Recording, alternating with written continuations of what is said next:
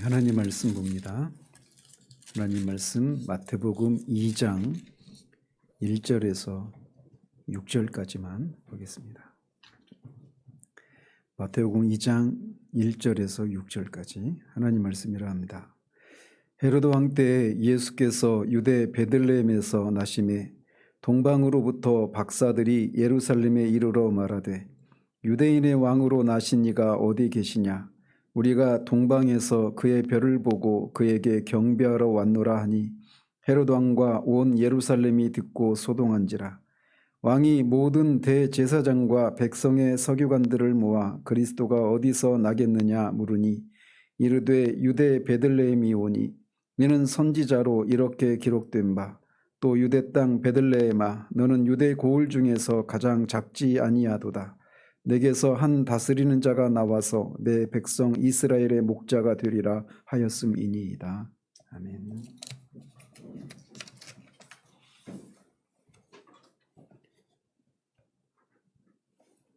오늘은 성탄절입니다.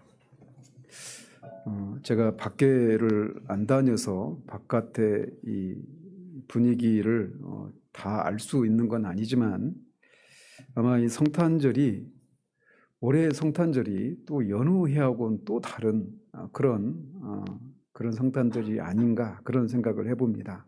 나라가 굉장히 어지럽고 아직도 이 일련의 사태들이 다 완전히 끝난 것도 아니고 여전히 진행 중인 것으로 보여지고 그런 어수선한 가운데서 성탄이 우리나라 전체적으로 성탄이 늘 그냥 세상적으로도 성탄이라고 하면 뭔가 들뜨고 즐겁고 이런 분위기들이 있었었는데 그것마저도 좀 실종된 게 아닌가 싶은 그런 생각들을 해봅니다. 그래서 주님의 오심이 세상에 전혀 어떤 기쁨의 요소로 작용되지 못하고 있는 것이 아닌가 이런 생각들을 해보면서 비슷하게 주님이 처음 이 땅에 오셨을 때도 우리와 지금 다 읽진 않았지만 이 2장에서 그런 모습을 우리가 보게 됩니다. 그런 속에서 우리가 이런 시대, 이런 속에서 주님의 오심이 우리에게 어떤 의미가 있는가를 다시금 주님이 처음 오셨을 때의 그 일련의 모습들을 보면서 우리가 이 땅 현재를 살아가는 우리에게 어떤 것을 교훈받는가를 살펴보고자 합니다. 오늘 이제 예수님이 이 2장 18절까지에서는 예수님이 어디서 나셨고 그분이 나실 때 어떤 일이 있었는가를 우리에게 보여주고 있습니다. 특별히 예수님의 나심에 대해서 크게 세 가지 부류의 사람들이 각각 다른 반응을 보입니다. 그래서 한 부류는 헤롯과 예루살렘 사람들, 그리고 또 한 부류는 대제사장들과 서기관들, 즉 당시 유대 종교 지도자들이죠. 그리고 세 번째 부류는 동방에서 온 박사들, 우리가 동방박사 이렇게 말을 하는데 바로 이렇게 세 그룹의 사람들이 동일한 사건, 예수님의 오심이라고 하는 동일한 사건을 바라보면서 서로 상반된 그런 반응들을 보이고 있는 것을 봅니다. 오늘 본문의 사건이 발생한 때가 헤롯 왕 때 된 일이라고 말을 하고 있습니다.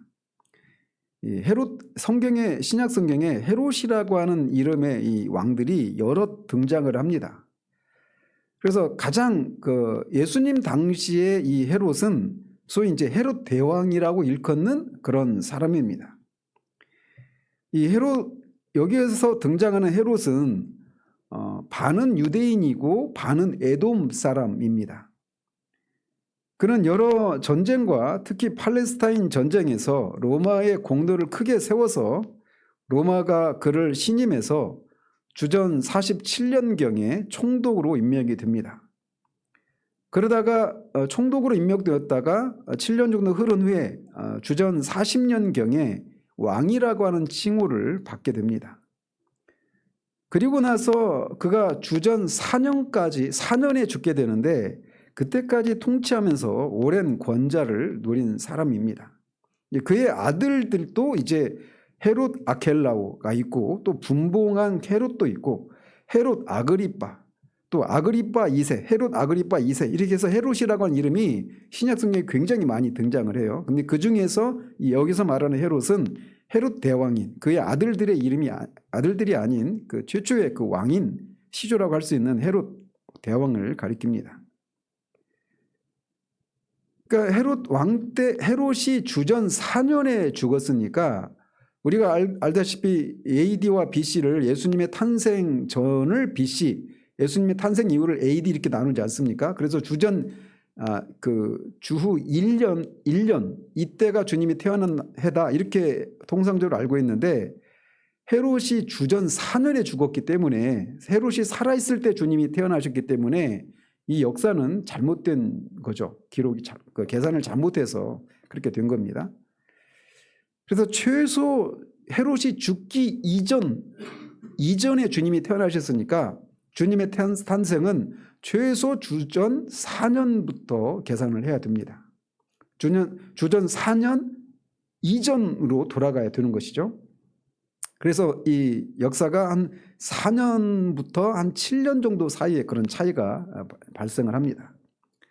이것은 이제 중세 역사가 수사의 어떤 수사에 의해서 이제 그 주님이 태어난 기점을 그렇게 1년으로 잡고 이렇게 역사가 진행되어 왔는데 이걸 이제 뒤집을 수가 없어요. 너무나 오랜 동안 막 이 수많은 그런 사건들을 다 숫자를 다 조정을 해야 되는데 이건 불가능하죠.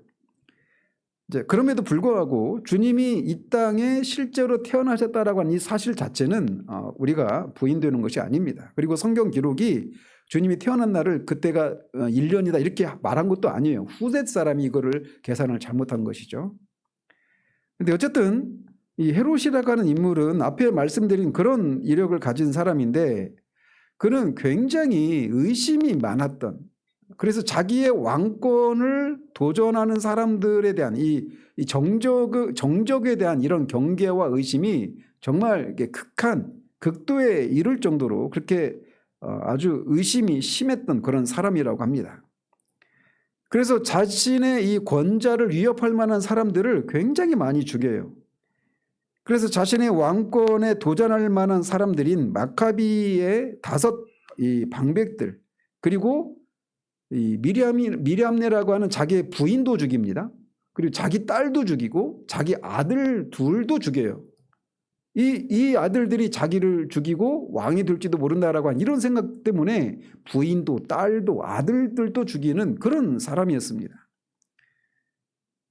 그리고 이제 이 사람이 반은 에돔 사람의 피가 섞여 있기 때문에 유대인들의 환심을 사기 위해서 이제 예루살렘 성전을 굉장히 크게 공사를 벌이죠. 그래서 그 성전을 헤롯 성전 이렇게 말을 합니다. 근데 이 사람이 얼마나 폭정을 심하게 했던지 백성들이 그를 향한 어떤 뭐 존경이나 사랑 이런 게 없이 그냥 그 주먹이 무서우니까 그냥 굴종하는 이런 것이었단 말이죠. 그러다 보니까 자기가 죽을 때 아무도 자신을 위해서 울어줄 사람이 없을 것 같으니까 자기가 이제 70세에 죽었는데 자기가 죽기 전에 여리고성에 들어가서 이제 죽는데 그 예루살렘에 있는 유력한 사람들을 감옥에 다 가둡니다. 그리고 자기가 죽을 때 이 사람들을 다 죽이라고 명령을 내려요. 왜 그런 명령을 내렸냐면 그때 이 수많은 사람들이 죽게 되면 그들의 가족들이 그 죽은 사람들 때문에 울지 않겠습니까? 그 울음 속에 자기도 죽을 때 그런 일을 하라고 하고 이 백성들이 자기를 위해서 울게 하려고 그런 조치를 할 정도로 완전히 그냥 미쳐 있는 그런 사람이라고 할 수가 있습니다. 이렇게 극도로 포악한 왕이 헤롯이었어요. 동방박사가 예수님을 찾아온 것이 바로 그 헤롯 대왕 때 일어난 일이라고 말을 하고 있습니다. 여기서 동방이라고 하는데 동방으로부터 박사들이 왔다라고 하는데 동방은 예루살렘을 기준으로 동쪽입니다. 그러니까 예루살렘을 기준으로 해가 뜨는 동쪽에 있는 지역에서 온 박사들인데 그러니까 이제 유력한 지역이 파르티아 또는 바벨론, 아라비아, 페르시아, 메데 이 지역입니다. 그러니까 오늘날의 그 이란이나 이라크 중동 있지 않습니까? 오른쪽에 그 지역에 있는 곳으로부터 온 사람들이라고 말할 수 있어요. 그리고 이 이야기에 등장하는 이 박사들이라고 불리는 사람들이 유대인들의 메시아 대망에 대해서 알고 있었던 사람들이었다라고 우리가 볼 수 있습니다. 즉 그들은 유대 사상에 대해서 어느 정도 그런 상당한 조예가 있었다라고 하는 것을 알 수가 있습니다. 이미 바벨론의 포로로 유대인들이 끌려간 후에 바벨론에만 산 것이 아니라 이제 그 바벨론을 중심으로 해서 곳곳에 이제 흩어져서 유대인들이 살고 있었어요. 그래서 흩어진 유대인들을 가리켜서 디아스포라 이렇게 부르지 않습니까? 그래서 다른 꼭 바벨론만이 아니라 주변에 있는 사람들도 유대인들이 갖고 있는 이 메시아 사상에 대한 얘기를 어느 정도 알고 있는 사람들도 있었습니다. 지나가면서 말씀드리지만 유대인들이 이렇게 바벨론으로 끌려간 다음에 바벨론 지역에 있는 그런 여러 가지 우상 숭배의 영향을 받습니다. 그 중에 하나가 이 바벨론에 보면 아수르 지역 이런 데서 보면 토성을 섬깁니다. 그래서 여러분이 이제 음모론이라고 알려지는 이런 사람들에 보면 항상 토성과 관련된 토성을 숭배하는 것이 관련되어 있는데 이게 여기에서 비롯돼요. 그래서 스데반 집사가 사도행전 7장 43절에서 이 몰렉의 장막과 그 레판의 별을 섬겼다 이런 말을 하잖아요. 레판이 바로 토성입니다. 그래서 이 유대인들이 바벨론의 지역에 들어가서 유대교의 영향을 바벨론 사람들이 받기도 하지만 유대교가 바벨론의 이 영향을 받아요. 그래서 거기에서 이제 왜곡된 그런 유대교가 나오고 이런 것들이 나중에 이제 카발라라고 하는 유대교 그 신비주의로 이어집니다. 오늘날 이제 음모론을 말하는 그 사람들이 대부분 보면 다 유대 카발라와 이게 딱 맞닿아 있어요. 그래서 뿌리가 거기까지 올라갑니다. 항상. 근데 어쨌든 이 특별히 바벨론 지역에 유대인들이 많이 정착을 하고 있었습니다. 따라서 이제 이 동방이라고 말할 때 이 유력한 지역이 바벨론일 것이다 이렇게 얘기를 합니다. 또 그렇게 추정할 수 있는 또 다른 이유가 있다라면 여기서 박사로 번역된 이 헬라어로 마고이라고 하는 단어가 꿈을 해석하는 그런 신통력을 가진 그런 메데나 페르시아 또는 바벨론의 제사장을 가리키기도 하고 예언가나 점성술사 이런 사람들을 가리켜서 이 박사 이렇게 부릅니다. 그리고 다니엘에게도 이 호칭이 다니엘에게도 그렇게 붙여졌어요. 그리고 훗날 이제 그리스에서는 이 용어를 마술사와 박수 등의 의미로 이제 사도행전 8장에 보면 그렇게 번역을 하고 있는 것을 볼 수가 있습니다. 따라서 이 박사들이라고 불리는 사람들은 이 점성학적인 그런 계산에 따라서 자극을 받고 베들레헴으로 온 것입니다. 예루살렘을 향해서 왔다라고 볼 수가 있고 또 하나는 흩어진 유대인들의 영향 등으로 다니엘의 예언이나 메시아에 관한 이 구약의 각종 예언에 대해서 깊은 이해를 갖고 있었던 사람들이었다라고 볼 수가 있어요. 그런 것을 이제 종합해서 보면 이 동방 박사들은 바벨론 출신의 천문학이나 점성학에 해박한 사람이었고 또 유대인들이 갖고 있었던 메시아 사상에 대해서도 어느 정도의 그런 지식을 갖고 있었던 사람들이었다 이렇게 추정할 수가 있습니다. 자, 그런데 그들이 2절에 있는 것처럼 말씀드린 것처럼 바벨론으로 추정되는 동방에서부터 한 별을 따라서 이제 예루살렘까지 오게 됩니다. 이 별이 이제 어떤 별이냐에 대해서 여러 가지 견해들이 있습니다. 케플러 같은 이 천문학자는 이 별이 아주 큰 별이라고 하지 않습니까? 그래서 이 별을 목성과 토성이 한 800년의 주기를 가지고 목성과 토성이 지구에서 보면 이렇게 두 개가 겹치는 때가 있다고 합니다. 그리고 이제 이 공전, 자전 이런 복잡한 건 제가 잘 모르겠고 어떤 이런 과정 속에서 이 별이 합쳐지면 지구에서 볼 때는 굉장히 밝게 보이는 때가 있고 이게 또 흩어지지 않겠습니까? 그러면 또 별이 안 보이는 것처럼 뒤에다가 다시 겹치면은 또 이제 막 밝아지고 이런 현상을 이제 이 사람들이 겪었을 것이다 이렇게 봐요. 그래서 이제 이때를 이제 그 천문학에 의하면 이 주기가 별이 움직이는 천체가 움직이는 주기는 일정하잖아요. 그래서 이거를 주기를 가지고 거슬러 올라가 보면 이때가 주전 7년일 것이다. 이렇게 케플러가 얘기를 했어요. 그래서 이제 예수님의 탄생을 주전 7년이다. 이렇게 보는 입장이 있어요. 그래서 예수님의 탄생을 주전 7년부터 최소한 헤롯이 주전 4년에 죽었으니까 주전 7년부터 주전 4년 사이에 예수님이 태어나셨을 거다. 이렇게 얘기를 해요. 근데 이 별을 그렇게 토성과 목성이 겹쳐지는 이런 때, 이런 현상이 나타났던 때 이렇게 하면 정확하게 계산할 수 있습니다. 전체를 거꾸로 계산해 보면. 그래서 그렇게 되면 주전 7년이 돼요. 그리고 그 날짜까지 특정 지을 수 있습니다. 그래서 대체적으로 4월쯤이 예수님이 탄생한 때다 이렇게 얘기를 합니다. 근데 물론 그렇게도 해석할 수 있죠. 문자적으로. 근데 그렇지 않을 수도 있거든요. 얼마든지 하나님의 그런 초자연적인 그런 섭리를 통해서 어떤 뭐 초신성이 갑자기 확 이게 나타났다가 사라질 수도 있는 거고 그런 것이기 때문에 뭐 문자적으로 딱 특정지어서 말씀을 드릴 수 없어요. 그래서 예수님의 탄생을 주전 7년부터 주전 4년 이거는 딱 못 박을 수 있잖아요. 그래서 그 사이쯤 어느 때다 이렇게 대체적으로 얘기를 합니다. 나중에 다 밝혀지겠죠. 어쨌든 이들은 이 별을 쫓아서 그렇게 왔습니다. 그러면서 늘 이 별, 특별히 이제 아까도 말씀드린 것처럼 이게 토성이라면 토성과 목성이 만나는 이런 것이라면 특별히 이 토성이라고 하는 것이 굉장히 이 점성술에 있어서 굉장히 큰 어떤 그런 영적인 의미가 있는 별입니다. 그들에게는. 그래서 그런 별들이 나타나면 이 세상에 어떤 특이한 현상이 나타난다라고 하는 이런 점성술에 의해서도 그런 생각을 갖고 있었단 말이죠. 근데 이제 뒤에 보는 것처럼 이 동방박사 이 사람들이 유대인의 왕이라고 하는 유대인의 왕이 어디서 났느냐 이렇게 묻지 않습니까? 그래서 이들은 아까 말씀드린 것처럼 그냥 점성술에만 밝은 사람들이 아니라 유대인들이 가지고 있었던 이 메시아 사상에 대해서도 알고 있었던 거예요. 그래서 이 두 가지가 겹쳐져서 이제 이 사람들이 바벨론에서 온 점성술에 능한 그러면서도 유대인의 사상, 메시아 사상에 대해서 어느 정도 조예가 있는 사람이다. 이렇게 추정할 수 있는 것이죠.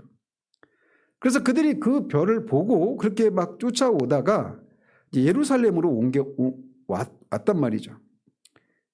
이들의 생각에는 유대인의 왕인 메시아는 예루살렘에서 날 것이다 라고 하는 생각을 가졌겠죠.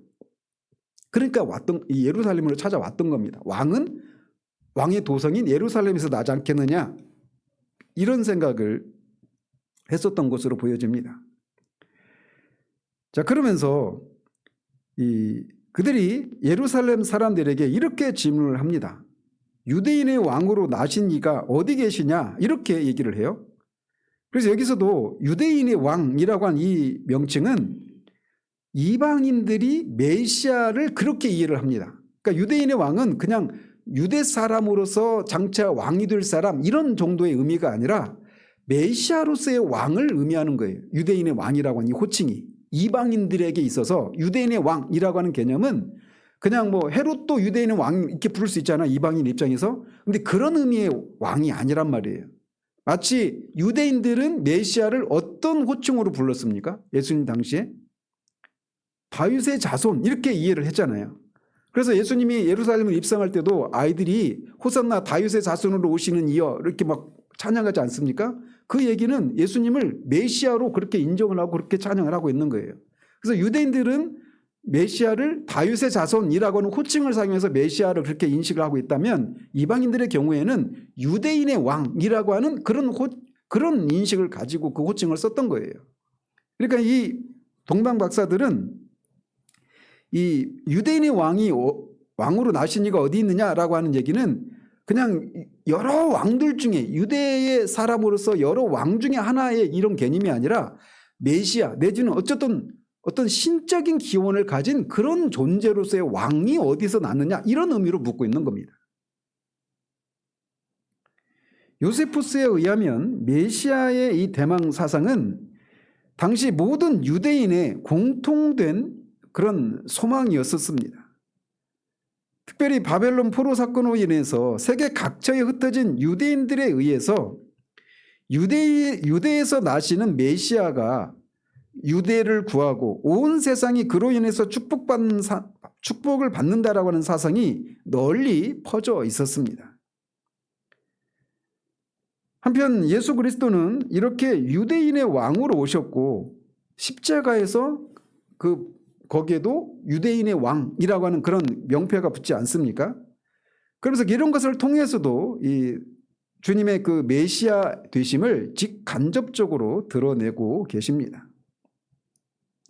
자, 그런데 이렇게 유대인의 왕으로 나신 이가 어디 있느냐라고 할 때 이 나신이라고 하는 이 동사의 이 표현이 부정과거 시제로 되어 있습니다.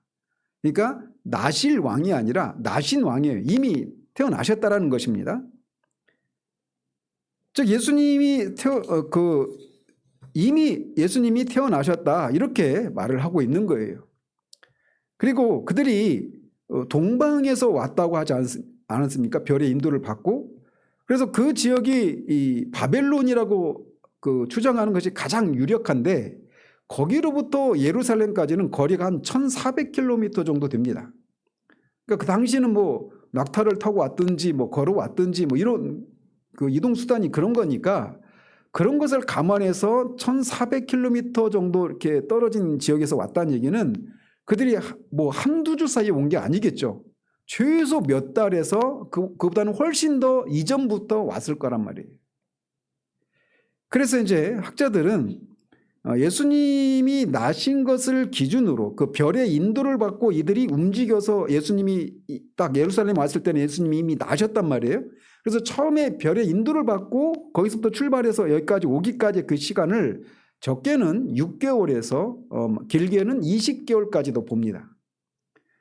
이제 뒤에서 보면 7절이나 16절에 보면 헤롯이 이 박사들에게 별이 나타난 때를 묻지 않습니까?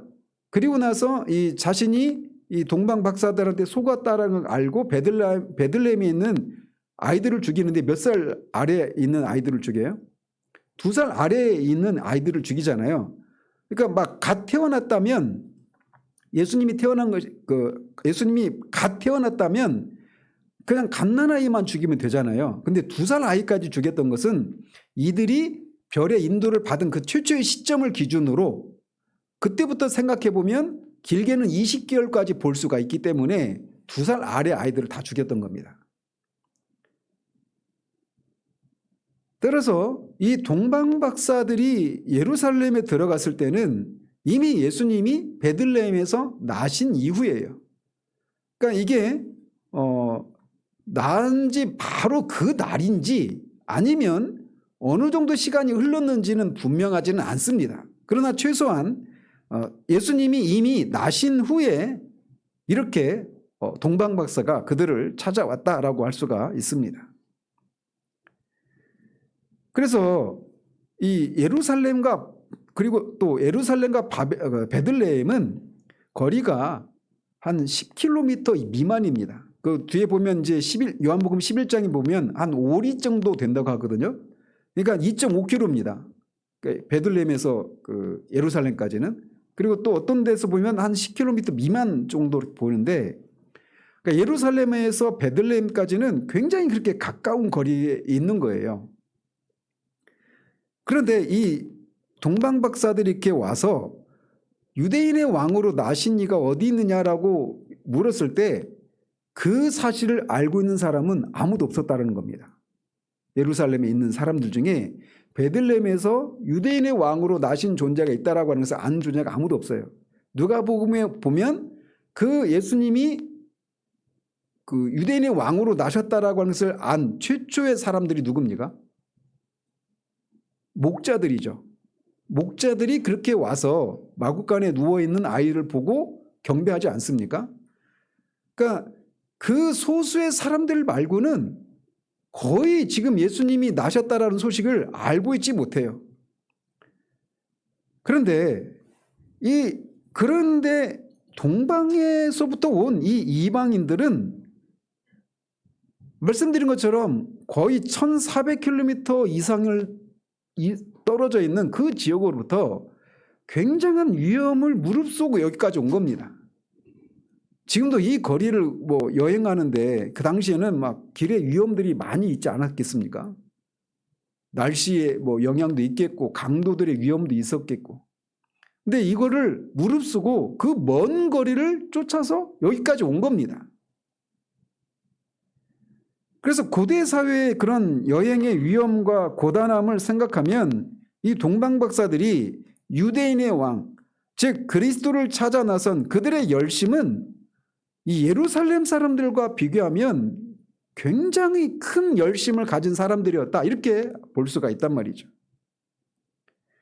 그들은 아마 예루살렘에 들어서면서부터 아마 사람들에게 계속해서 물었을지도 모릅니다. 그 사람들에게 유대인의 왕이 어디에서 태어났느냐라고 하는 이런 질문을 헤로드 앞에서 와서 처음으로 물어봤을 수도 있겠지만 그 헤로드 앞에 서기 전까지도 사람들한테 막 그렇게 물어봤을지도 몰라요.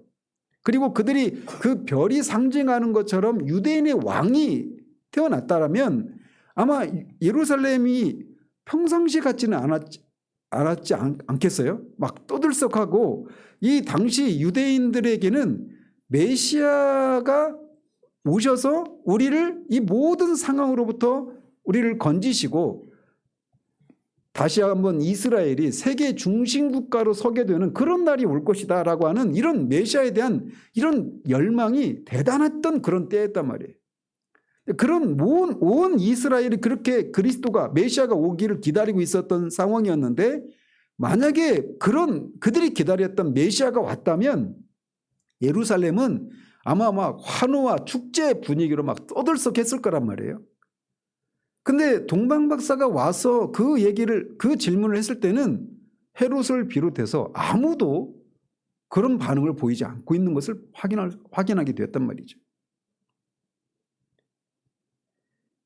이 동방박사들은 유대인의 왕일지도 모르는 아이의 탄생에 대해서 물은 것이 아니라 유대인의 왕으로 나신 이가 어디 있느냐고, 즉 그 아이가 유대인의 왕이라고 하는 메시아라고 하는 확신을 가지고 이렇게 묻고 있는 겁니다. 제가 말씀드리고 싶은 건 그들이 가진 그 열심과 그 확신, 이것을 우리가 좀 돌아봐야 한다는 것입니다. 이 이방인인 이 동방 박사들에게 사람들이 왜 그렇게 먼 거리를 마다하지 않고 그런 위험을 무릅쓰고 여기까지 왔느냐라고 물었다면 그들은 그에게 경배하기 위해서다라고 그렇게 분명한 답을 했을 거예요. 그리고 실제로 뒤에 보면 그들이 가진 이 세 가지 예물을 드리고 아기께 경배하지 않습니까? 그 경배는 신적인 존재에게 드리는 경배입니다. 그 예물이 세 가지가 다 의미가 있어요. 나중에 살피겠지만. 어쨌든 박사들에게는 예루살렘 사람들, 메시아를 기다리고 온통 그것에 막 거의 400년이 넘는 세월이 흘러가는 동안 유대인들에게 거의 DNA처럼 자리하고 있었던 메시아를 향한 그런 메시아를 기다리는 그런 열심과 이런 것이 있었지만 정작 이 박사들에게 있는 그런 확신과 열정은 예루살렘 사람들에게는 없었단 말이에요.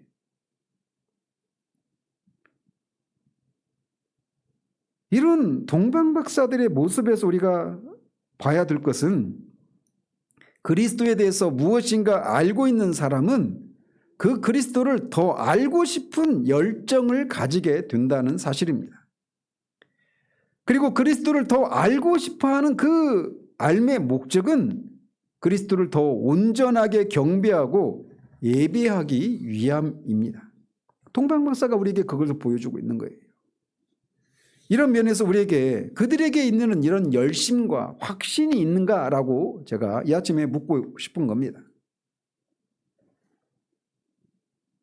오히려 우리는 이런 열심을 품은 사람들을 보면서 나도 한때는 그랬었는데 라고 하면서 그냥 옛날에 내가 그랬었던 때를 회상하고 있는, 추억 삼아서 신앙생활을 하고 있는 그런 것은 아닌가 우리를 돌아볼 필요가 있다는 겁니다.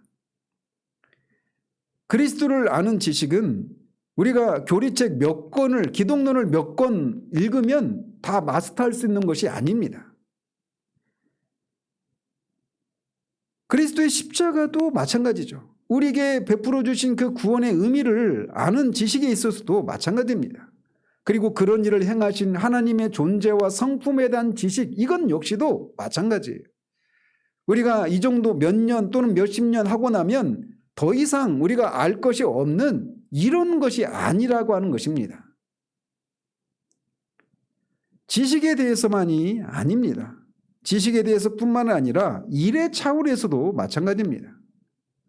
그래서 주님을 섬기는 이런 일에 있어서도 우리가 처음에는 그런 열정과 열심을 가지고 확신을 가지고 그런 일들을 감당하다가 시간이 흐르면 이게 점점 그 열정과 이런 열심 이런 것들이 식어져 가는 것이 일반적인 모습이지 않습니까?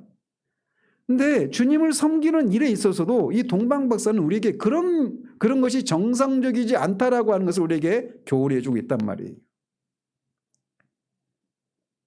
우리는 저를 포함한 이 설교자들 속에서 또는 선교사들 속에서 교회 교사들 속에서 교회 일을 하는 다양한 사람들의 모습 속에서 열정이 처음처럼 주님을 섬기는 그 열정이 처음처럼 유지되거나 혹은 처음보다 더 열정을 내는 그런 사람들을 찾아보기가 쉽지 않은 그런 모습을 보게 됩니다.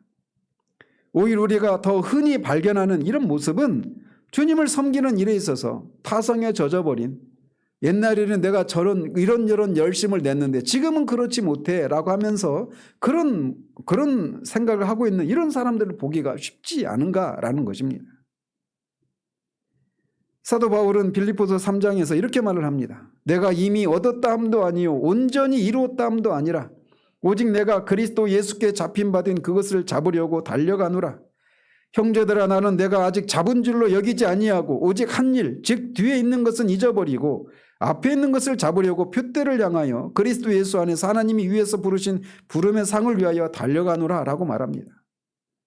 빌립보서 강해를 하면서도 말씀드렸지만 이것은 사도가 노년에 이르러서 했던 고백입니다.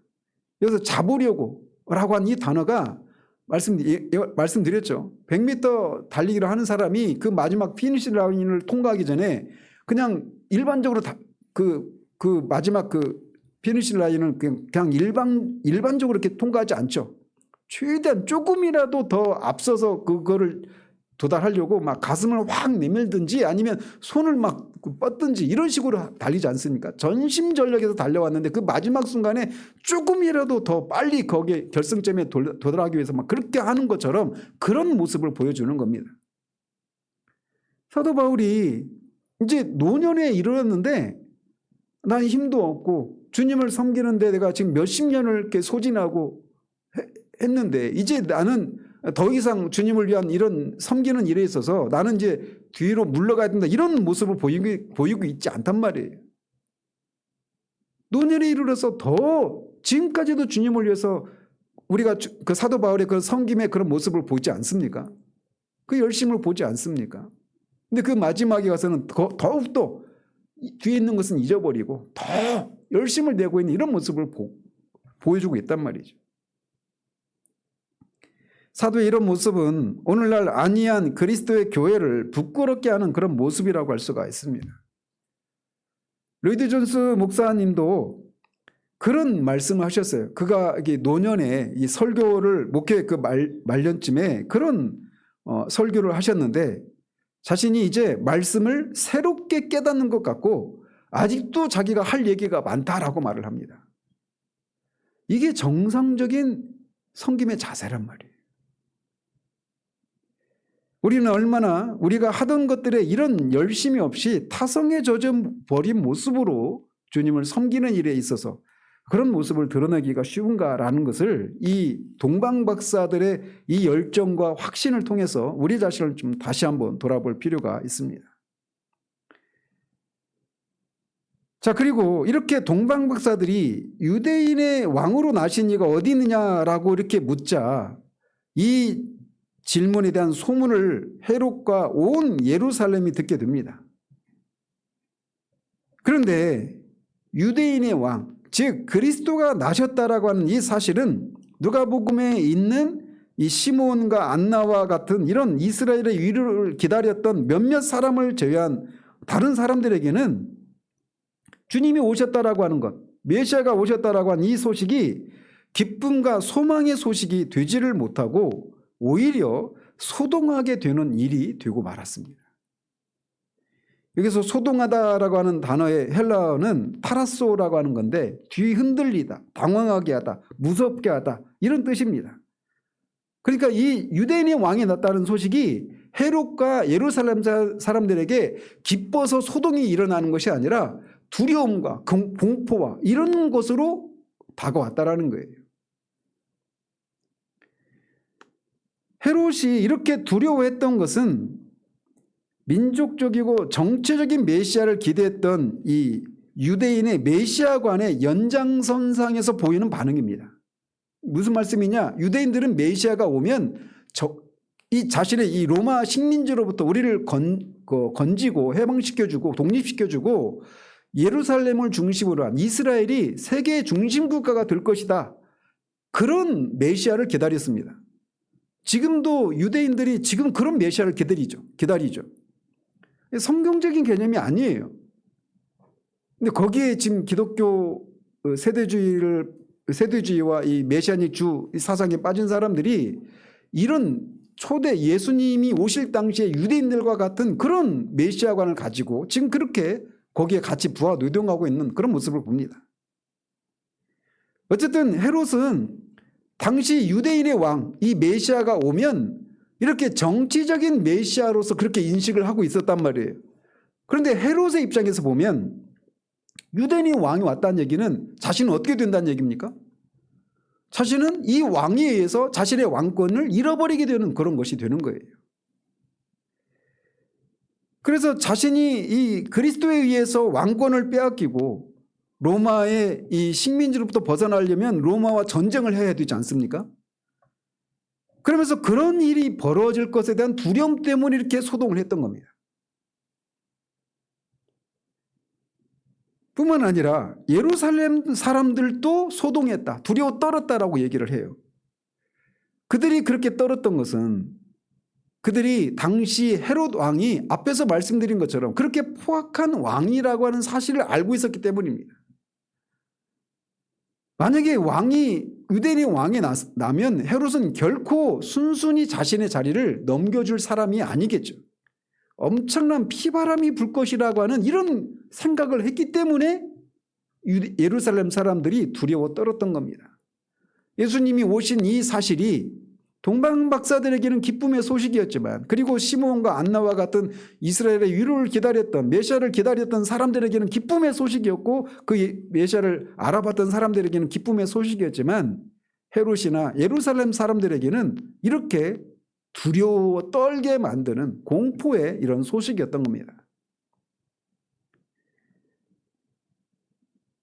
즉 메시아의 왕국은 지상적인 것이 아니라 영적이고 천상적인 것이라고 하는 이 진리를 알지 못하는 것에서 오는 이런 현상이라고 할 수가 있는 거예요. 저는 이 예루살렘 사람들과 헤롯 사람들이 예수님의 오심을 보면서 이 정치적인 의미로 그 사건을 해석하는 것을 통해서 예수님의 오심을 기뻐하기는커녕 두려워 떨었던 이 모습을 저는 작금에 우리들의 상황을 통해서 상황과 비슷하지 않나 이런 생각을 해봅니다.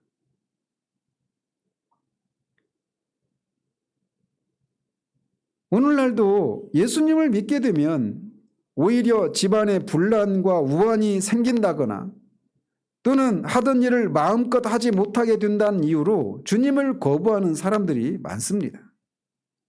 심지어 구원을 받았다고 하는 사람들에게서조차도 주님이 전적으로 자신의 삶을 통제하고 다스리는 것에 대한 두려움을 가진 사람들이 있습니다. 예수님은 유대인의 왕으로 오셨는데 유대인의 왕으로 오신 이 예수님이 기쁨의 소식이 되지 못하고 두려워 떨게 되는 이런 반응을 보이는 것처럼 오늘날 교회 안에도 그런 사람들이 많이 있단 말이에요. 심지어 구원을 받았다고 하는 사람들마저도 예수님이 왕으로서 우리의 삶을 통제하시고 지배하시는 이런 삶에 대한 두려움들을 갖고 있는 사람들이 있단 말이에요. 그들에게 있어서 종교는 자신의 삶을 다독여주고 안전을 보장해주는 정도에서 머물러야지 자신에게 총체적인 삶의 변화와 복종을 요구하는 이런 것이어서는 안 된다라고 하는 생각이 사람들 사이에 만연되어 있는 것을 봐요. 그래서 정말 자신이 온전히 모든 것이 주님, 왕이신 주님의 통치를 받는 것이 기쁨이고 그것이 소망이 되는 것이 아니라 오히려 그렇게 될 것에 대한 두려움들 때문에 적당한 선에서 그렇게 주님의 통치를 용인하는 이런 모습의 사람들이 교회 안에도 많이 있단 말이죠. 이렇게 동방박사와 헤롯과 예루살렘 사이의 이 반응은 예수님의 오심에 대해서 저로 완전히 상반된 그런 모습을 보여줍니다. 왕으로 오신 예수님이 기쁨이 되는 사람들은 자신들이 죄와 사망과 사탄의 지배 아래서 수고하고 고생하고 있다라고 하는 것을 아는 사람들에게만 이것이 기쁨의 소식이 됩니다. 또한 자신 안에 죄와 교회와 세상에서 자행되는 온갖 불의와 악을 인해서 의로운 심령이 상한 사람들은 주님의 오심이 기쁨이고 위로가 되는 것입니다. 이런 의미에서 우리가 어떤 자리에 있는가를 돌아볼 필요가 있습니다.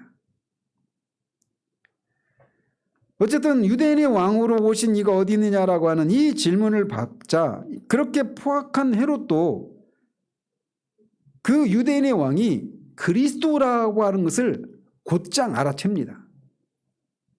그래서 대제사장들과 서기관들을 모아서 그리스도가 어디에서 나온다고 예언되어 있는지를 묻습니다. 놀랍지 않습니까? 유대인의 왕이 어디서 왔느냐 이렇게 나신 이가 어디 있냐 이렇게 물었는데 헤롯은 이 질문을 받고 대제사장들과 백성들의 서기관들에게 유대인의 왕이 어디 있느냐 이렇게 묻지 않고 똑같이 그리스도가 어디서 나겠느냐 이렇게 물어요.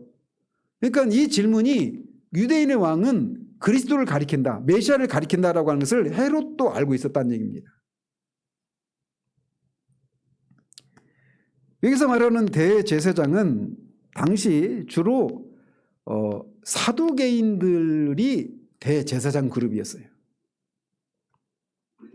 근데 여기서 대제사장들 이렇게 말을 하죠. 이 복수로 되어 있거든요.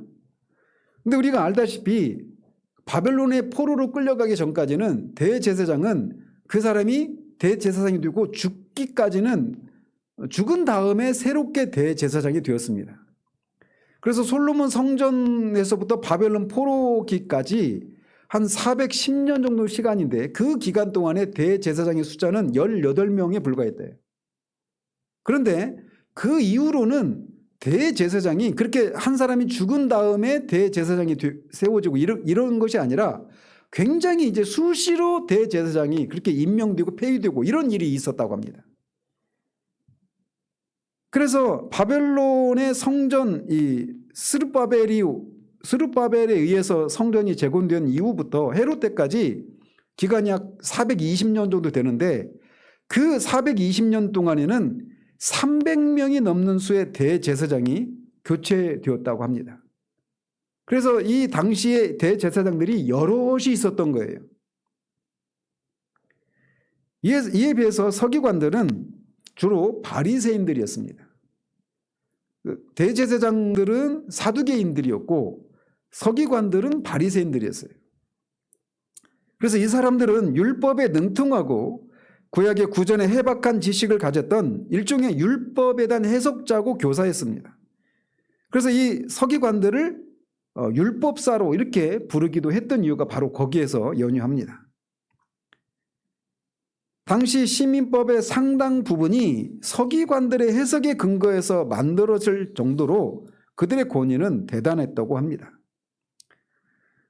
그래서 이 바리새인과 서기관들과 대제사장들은 말씀드린 것처럼 사두개인과 바리새인들이에요. 근데 뒤에 사도행전을 보듯이 사두개인들은 영도 없고 천사도 없고 부활도 믿지 않는 사람입니다. 그러니까 오늘날의 합리주의자들이에요. 어떤 이적도 어떤 영적인 거 이런 것들을 믿지 않는 지극히 이성의 근거에서만 사고하는 사람들. 그러니까 이 사두개인들은 그런 사람들입니다. 오늘날의 합리주의자들.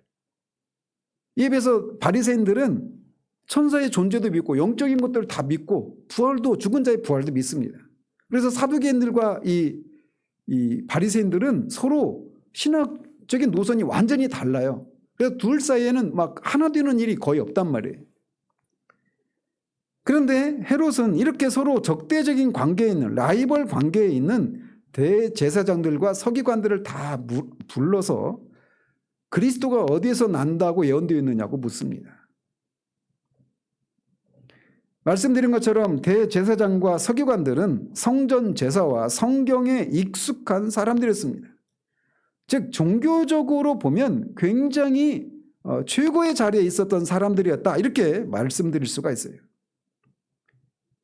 그러나 그들의 이런 종교적인 특권과 그들의 직분이 그리스도에게 합당한 경배를 올리는 사람으로 만들어주는 것은 아니었다라고 하는 것을 이들의 모습 속에서 우리가 보게 됩니다.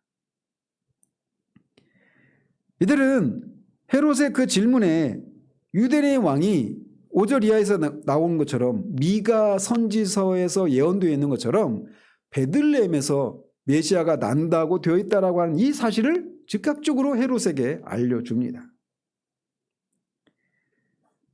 이들은 성경 지식에 대한 지식에 해박한 사람들이었고 매우 종교적인 그런 사람들이었단 말이에요. 그래서 이런 그리스도가 어디에서 나느냐라고 하는 이 질문에 즉각적으로 미가 선지서에 나와 있는 메시아에 대한 출생 예언을 알려주는 그런 사람이었단 말이죠. 그렇지만 그들이 이 동방박사들이 말하는 것처럼 그들이 그렇게 예언되어 있는 것처럼 그렇게 기다려왔던 메시아가 정말 났다면 그들이 취해야 할 행동은 무엇이었어야만 했습니까? 동방박사들처럼 그렇게 그리스도에게 찾아가서 합당한 경배를 올려드렸어야 마땅해요. 그러나 그들은 그 사실은 알려줬지만 동방박사들처럼 그리스도께 가서 그를 경배하지는 않았습니다. 이런 대제사장과 서기관들의 이런 모습 속에서 우리는 이런 교훈을 받습니다. 즉 은혜의 수단에 가장 가까이 있는 사람들이 오히려 그것들을 가장 소홀히 여길 수 있다라고 하는 사실입니다. 서양 속담에는 이런 속담이 있답니다. 교회를 가까이 하면 할수록 하나님으로부터 더 멀어진다. 근데 이게 속담인데 이게 사람들에게서 흔히 발견되어지는 모습이기 때문에 이렇게 속담처럼 되고 말았단 말이죠. 그런 것처럼 우리가 어떤 신성한 것들과 성경적이고 영적인 것들과 친숙해진다라고 하는 것은 사람들로 하여금 오히려 그것들을 경멸하게 하는 무서운 방향으로 흘러갈 수도 있다라는 것입니다. 대표적인 예가 성경의 사무엘 시대의 엘리 제사장의 아들 홈리와 비느하스죠. 그들도 제사장들이었습니다. 홈리와 비느하스도 제사장들이었어요. 그런데 그들이 결국은 하나님의 제사를 우습게 여기고 성전에서 하지 못할 그런 범죄를 저지르지 않습니까? 그리고 하나님의 심판을 받아 죽지 않습니까? 오늘날도 마찬가지입니다. 오늘날도 저와 같은 목사들, 교회의 어떤 그 목사들이나 교회의 직원들이나 교회와 관련해서 일하는 사람들에게서 오히려 하나님을 경외하고 하나님을 찾고 추구하는 그런 사람들의 모습을 우리가 쉽게 발견할 수 있는 것은 아니라고 저는 생각되어져요. 우리가 교회를 섬기면서 다른 사람들을 가르치고 인도하는 입장에 서게 되면 될수록 우리가 이런 것들이 그냥 너무 익숙해져서 그것들의 대상인 하나님을 향한 경외와 그 일들이 의미하는 바 그런 신성함, 경건함 이런 것들이 없이 그냥 그렇게 모든 것들을 기계적으로 타성에 젖어버린 모습으로 하나님을 경외하는 이런 마음이 전혀 없이 그 모든 것들을 그냥 그렇게 해버릴 수도 있다라고 하는 것을 우리가 주의를 해야 된단 말이죠. 대제사장과 서기관들이 처음부터 그런 모습을 띄지 않았을지도 모릅니다. 마찬가지로 지금은 다 노예해져서 목사들이 정말 목회를 막 30년, 40년 하고 나면 하나님을 향한 경외함도 없고 어떤 두려움도 없이 그냥 그 모든 것을 그냥 기계적으로 해버릴 수 있는 것처럼 그런 모습을 띈다 하더라도 처음부터 그러지는 않았을 거란 말이죠. 저 노예에 이제 작년인가 이렇게 소천하신 목사님이 계신데 재작년에 노예에서 그분이 마지막으로 노예에 가면 이제 성찬도 드리거든요. 근데 그분이 성찬을 이렇게 집행을 하시는데 그게 마지막 성찬을 집행하시는 것이었어요. 그리고 얼마 뒤에 이제 돌아가셨는데 그분이 그런 말씀하시는 거예요. 성찬을 자신이 40년이 넘게 그렇게 성찬을 이렇게 거행했는데 늘 그런 두려움이 있다라는 거예요. 우리가 얼마나 습관적이고 타성에 젖어버린 모습으로 우리 신앙생활을 하기가 쉬운지 모릅니다. 어떤 것도 우리가 그런 것들을 늘 경계를 해야 돼요. 오히려 대제사장들과 서기관들이 늘 성경을 가까이 하고 늘 성전에서 제사를 드리고 늘 하나님과 관계된 일들을 하고 있는 사람들임에도 불구하고 그것이 가르치고 있는 성전 제사와 성경에서 가르치고 있는 예언되어 있는 메시아가 왔다라고 한 이 사실을 그들이 확인했다라면 당연히 그 메시아께로 가서 합당한 경배를 드렸어야 되지만 그렇지 않은 이 모습 속에서 우리는 방금 말씀드린 그런 내용들을 우리가 교훈받게 돼요.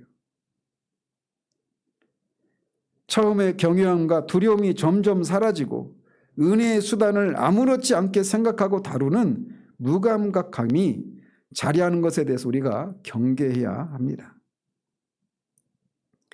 또 이 대제사장들과 서기관들의 이런 모습 속에서 우리는 마음속에는 은혜가 없어도 머릿속에는 성경에 대한 지식으로 가득 찰 수 있다라고 하는 것을 우리에게 가르쳐주고 있습니다.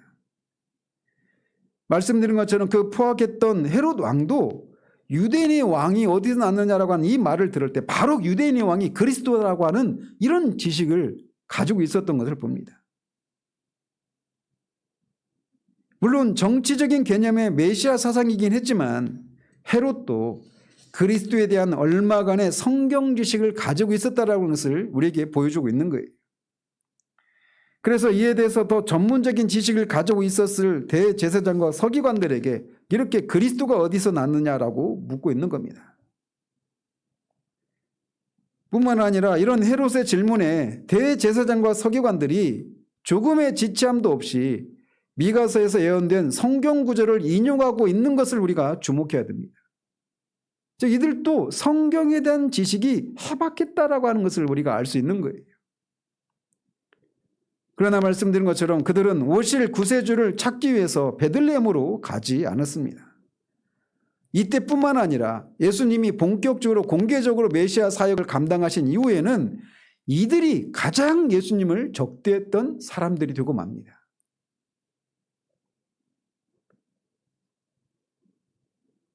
요즘에는 정말 예수님이 우리 시대에 온다면 그 예수님을 가장 핍박할 사람이 오늘날의 목사, 저와 같은 목사들이다라고 하는 이런 자조 섞인 얘기를 합니다.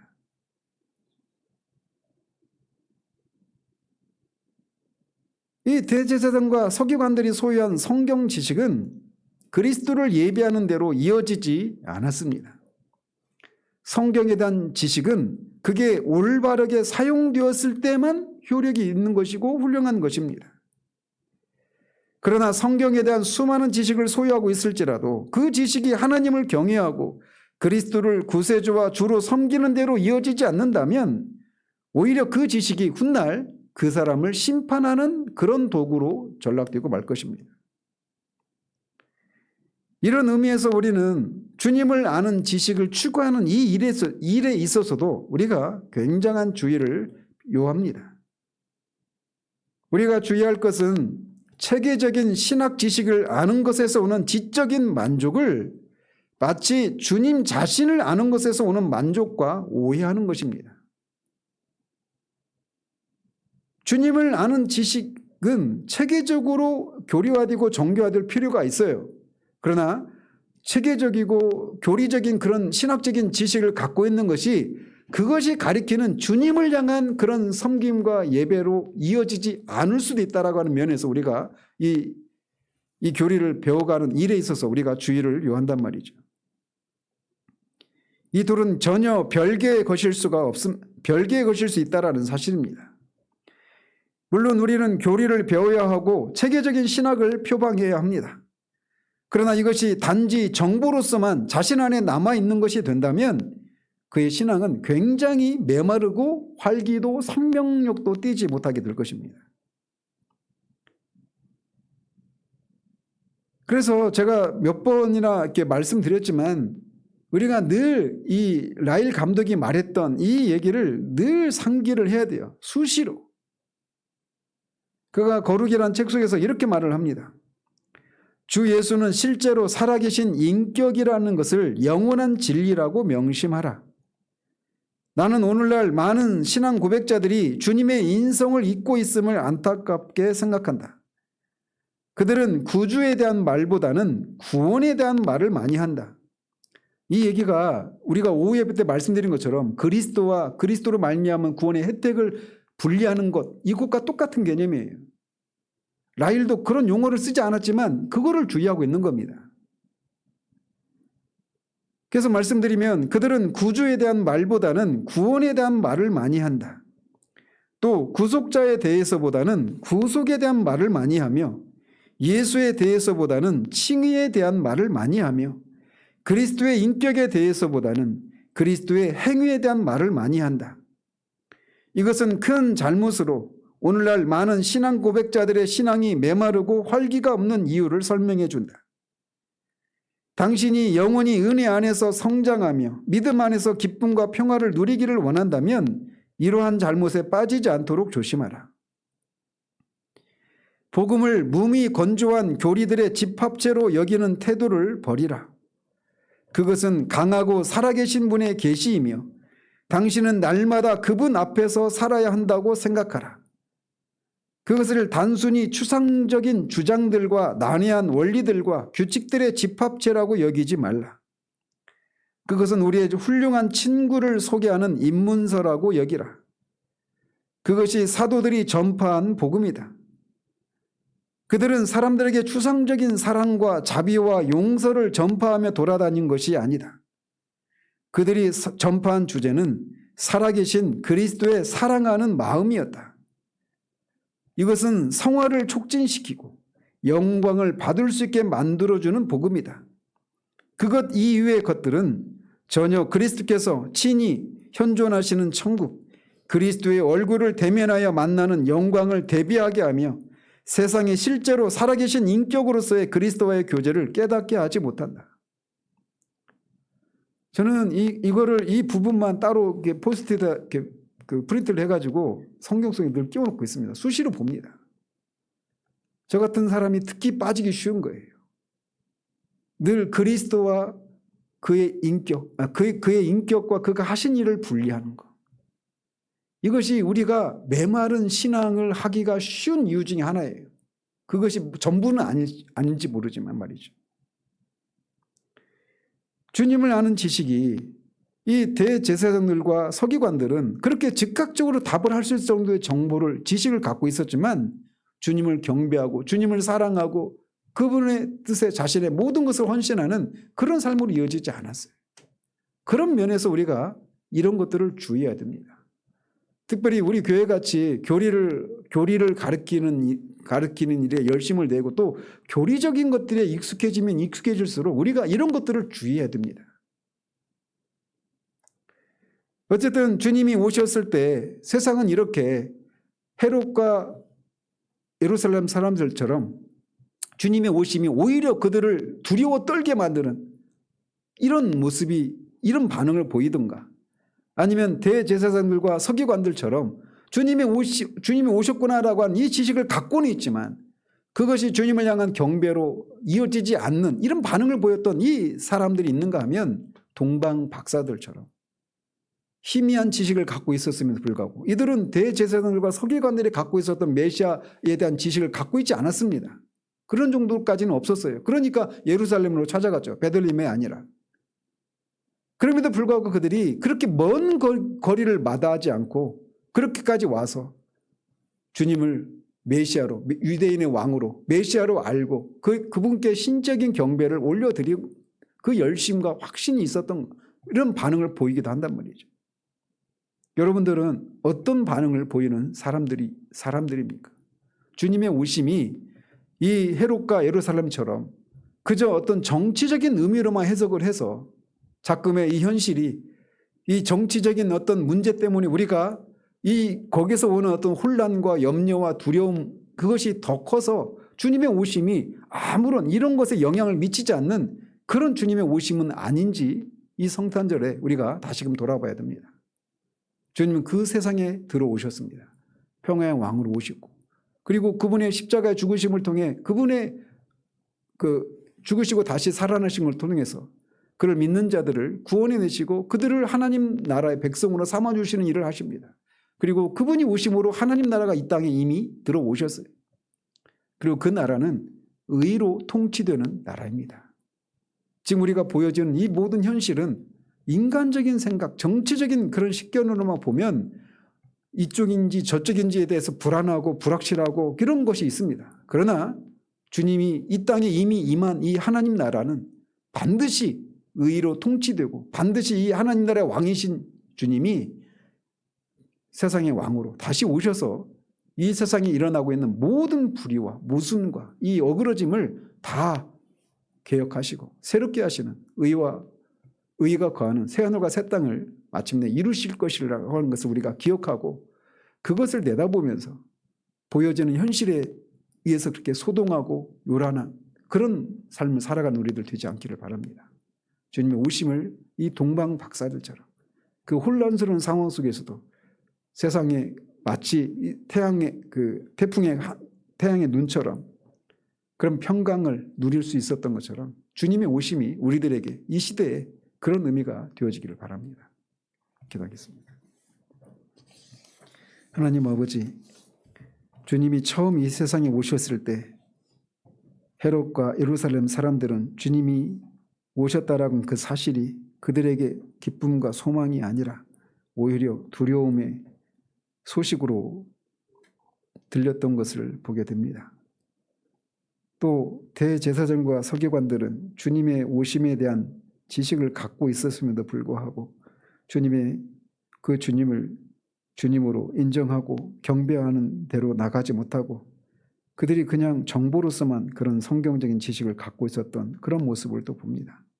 그러나 이방인들이었음에도 불구하고 그 희미한 지식을 가지고도 그리스도를 알아보고 그리스도께 합당한 존귀와 영광을 이렇게 올려드렸던 동방박사와 같은 사람들도 우리가 보게 되었습니다. 하나님, 이 시대에 특별히 오늘날 정말 이 나라가 굉장히 혼란스럽고 어지러운 그런 세상, 그런 한복판에서 주님의 오심을 우리가 감사함이 예배하고 있는 우리가 이 상황을 어떻게 보아야 될지, 그리고 주님의 오심이 정말 그런 혼란스러운 속에서도 동방 박사들에게는 기쁨이었고 목자들에게 또 시몬에게 안나에게 그리스도를 기다렸던 사람들에게는 그 세상의 그 모든 것들이 그들을 사로잡는 것이 아니라 오히려 주님의 오심을 인해서 그 세상을 전혀 다른 시각으로 바라보고 하늘에는 영광이요 땅에는 평화라고 하는 것을 그렇게 찬양하고 국가했던 삶을 살았던 것처럼 우리들 역시 그런 시각으로 이 시국을 바라볼 수 있는 우리들 되기를 소원합니다. 예수 그리스도 이름으로 기도합니다. 아멘.